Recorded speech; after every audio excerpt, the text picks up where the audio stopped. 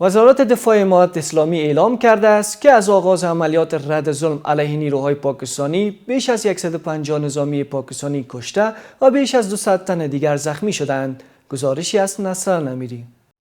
وزارت دفاع امارات اسلامی در نشست مشترک خبری با دفتر سخنگوی امارات اسلامی اعلام کرد که از آغاز عملیات موسوم بر رد علیه نیروهای پاکستانی تا اکنون بیش از 150 نظامی پاکستانی کشته و بیش از 200 تن دیگر زخمی شدند. با گفته عنایت الله خوارزمی، در این مدت نزدیک به 40 پاسگاه نظامی در امتداد خط فرضی دیورند به تصرف نیروهای امارات اسلامی درآمده است. وی همچنین افزود که از آغاز این عملیات تا اکنون حدود 28 تن از نیروهای امارات اسلامی جان باخته و دست کم 42 تن دیگر زخمی شدند. از ابتدا از آغاز عملیات انتقامی رد ظلم تا کنون بیش از 35 پسته، تقریبا 40 پسته از دشمن فتح گردیده و بیش از تقریبا بگوییم که 150 نفر از دشمن هلاک گردیده است. البته این آماری که ما میگیم نه آمار نه اغراق است نه افراط است، آمار واقعی است. ما نیاز نداریم مثل دشمن ناکام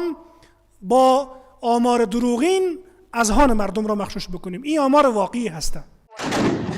سخنگوی وزارت دفاع همچنین گفت که طی 24 ساعت گذشته در امتداد خط فرضی دیورند در ولایات کندهار، ننگرهار، کنر، نورستان، خوست، پکتیکا و پکتیا 25 مورد درگیری شامل عملیات‌های تهاجمی و دفاعی رخ داده است. با گفته وی در نتیجه این درگیری‌ها 13 پاسگاه نظامی پاکستان تصرف و به دست نیروهای امارات اسلامی افتاده است. عنایت الله خوارزمی همچنین افزود که در جریان مقابله با حملات هوایی پاکستان 5 فروند هواپیمای بی‌سرنشین پاکستان در برخی ولایات سرنگون شده است. در 24 ساعت گذشته در ساحات مختلف خط فرضی دیورند 25 بار درگیری رخ داده است، شامل حملات تعرضی و دفاعی.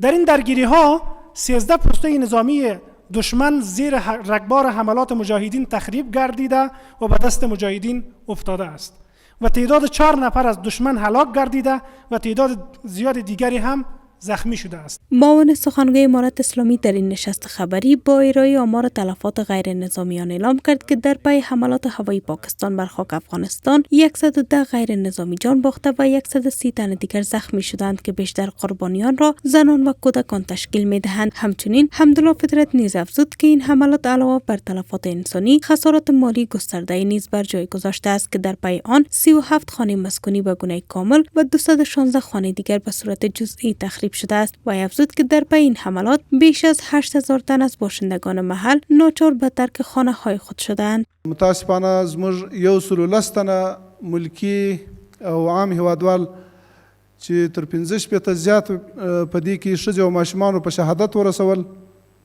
او 123 تنه نور چې د دې هم غوڅ اکثریت یې ښځې او ماشومان تشکیلوي ټپیان شوي دي. په دې بریدونو کې د عامو ولسي خلکو د مرګ ژوبلې تر څنګ هغوی ته پراخ مالي زیانونه هم راوښتي دي.